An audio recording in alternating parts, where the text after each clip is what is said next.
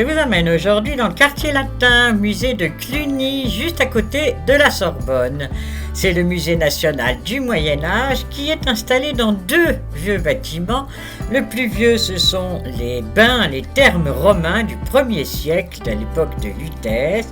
Et l'autre bâtiment, c'est l'hôtel particulier des abbés de Cluny, qui est de 1450. Voilà la maquette, vous voyez en blanc devant nous sur l'espace vert, c'est vraiment les bains, les thermes romains 1er siècle, puis le bâtiment tout neuf devant qui abrite les collections ainsi que l'hôtel particulier des abbés de Cluny. Voilà la première merveille, c'est cet hôtel en or du XIIe siècle, puis un Christ et l'autel là qui est avec le Pax Christi. La Vierge d'Auvergne en bois 1180, c'est une des plus vieilles statues connues de la France du Moyen-Âge. Là, on passe vers encore des merveilles, un olifant, une Bible, un autre Christ en bois aussi du XIIe siècle. Tout cela avec comme décor au fond les thermes romains, voyez, bien mis en valeur. Au milieu de ces vieilles pierres, des chapiteaux, des morceaux de pierre. Regardez ces chapiteaux qui ont 1000 ans, c'est quand même vraiment vieux. Derrière, vous avez quelques vieilles mosaïques, car en fait, l'idée de ce musée, c'est de garder, conserver les originaux, conserver toutes les vieilles pierres qui n'ont pas pu être remontées ou reconstruites. Voilà, là, regardez, ça c'est encore des personnages de l'an 1000, donc avec ces drapés tout à fait jolis.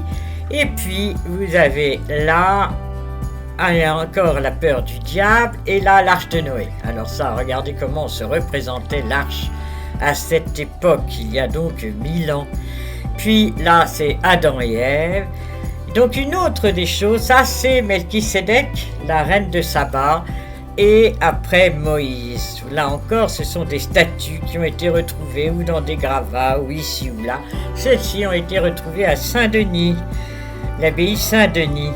Et il y a aussi, regardez là, c'était les trumeaux, ce qu'il y avait de chaque côté du portail de l'abbaye Saint-Denis. Vous voyez, ces petites colonnettes tellement bien sculptées qui datent de 1320. Voilà, regardez la profondeur de toutes ces sculptures, c'est tout à fait étonnant. Et puis, d'autres chapiteaux un petit peu plus usés par le temps, qui eux aussi sont du XIIe siècle. Regardez bien les personnages, le Christ ressuscité, et puis derrière un petit personnage très naïf avec une clé, c'est probablement Saint-Pierre. Et là, ce sont les corps des rois, de la Galerie des Rois de Notre-Dame de Paris. Regardez là encore des parties de sculpture, et là voilà les visages des rois. Ce sont ces visages qui ont été copiés, recopiés pour être mis devant Notre-Dame de Paris. Voilà un devant d'autel du XIVe siècle avec ces personnages sculptés, bien abîmés par les temps. Puis des clés de voûte, là encore rappelant la dextérité de ces artistes du Moyen-Âge, du haut Moyen-Âge. Là, regardez ce visage en pierre, vraiment c'est admirablement mis en valeur. Là, des cordes d'anges, et les drapés, les sourires, les ailes, enfin c'est vraiment des merveilles de légèreté. Là, ce sont des tombes, des d'Alençon. Regardez, Louise et Pierre d'Alençon, les enfants, ce sont leurs tombes. Puis à côté, les apôtres avec le Christ, et ces apôtres qui viennent d'une église détruite. Voilà, entre les trésors en pierre et les trésors en bois, il y a tous ces coffrets. Je vous dis au revoir, à bientôt pour une autre visite à Cluny.